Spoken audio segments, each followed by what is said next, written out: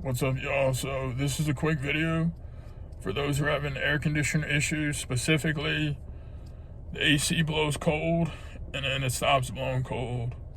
It could start blowing room temp or warm, hot, whatever the case may be, but it's intermittently blowing cold. More than likely, it's going to be an issue with the clutch not engaging properly because of the air gap where the clutch engages and disengages. The air gap is too big, and that's because of the clutch itself being worn down. Also, the backer plate as well with time. So to set that distance, you have shims down the clutch barrel, if you want to call it that, and that keep the clutch sitting forward to maintain the distance from when it grabs. And so it's real simple. So basically you just need to remove the proper amount of shims in order to get the appropriate air gap, which I believe is 0.02 through 0.03. It's somewhere in that range, or it's 0.2 through 0.3.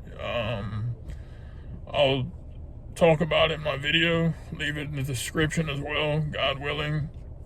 It's fairly simple, but this fixed my issue, and this fixes a lot of issues with 9 times out of 10 when guys have this issue, it's because. Go ahead and take 8mm or 5/16.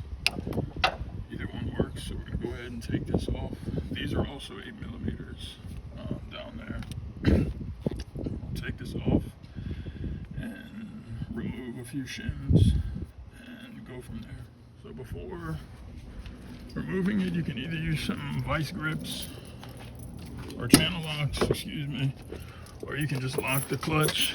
So we'll go ahead and put the key in, turn the AC on, so it should have locked.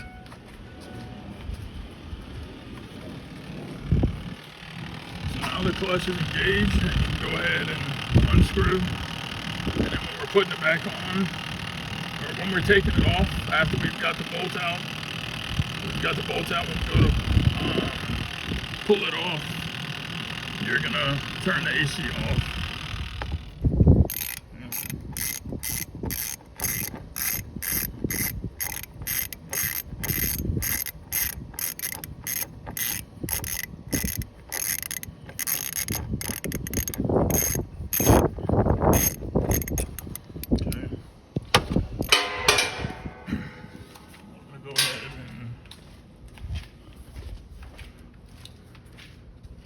Unlock the clutch.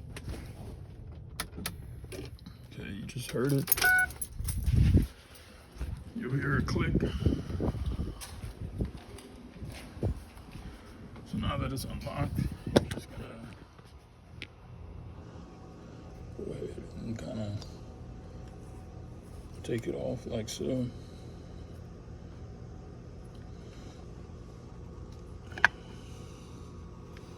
Okay.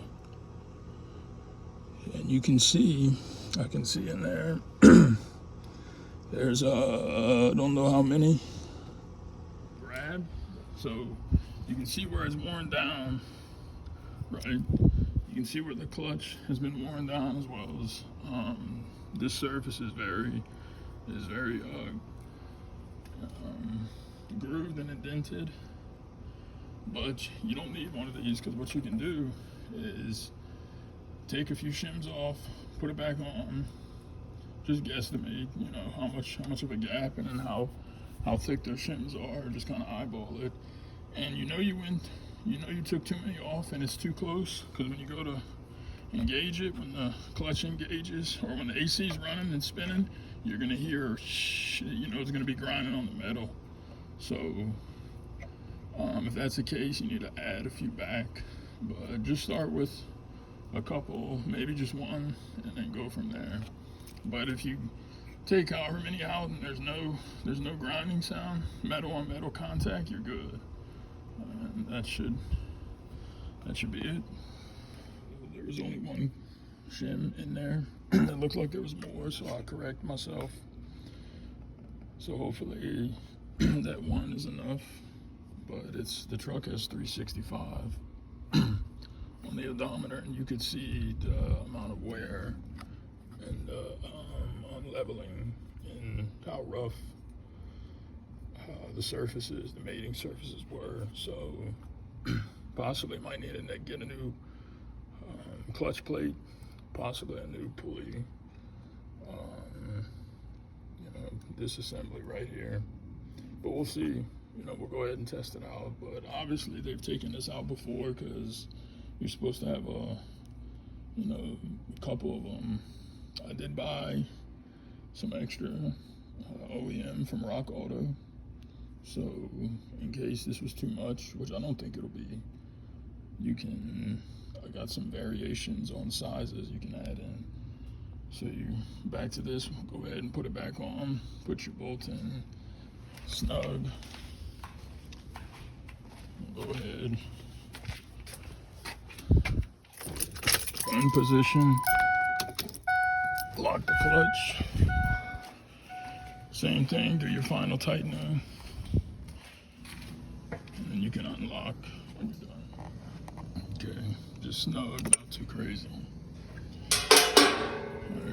Go ahead and unlock, and then we'll start the truck in just a minute after we get the coolant hooked back up.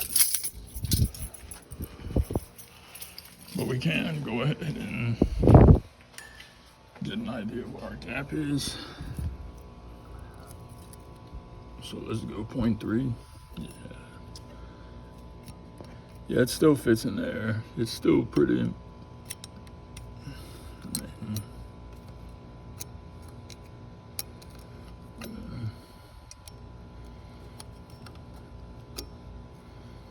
Let me see, we go to point.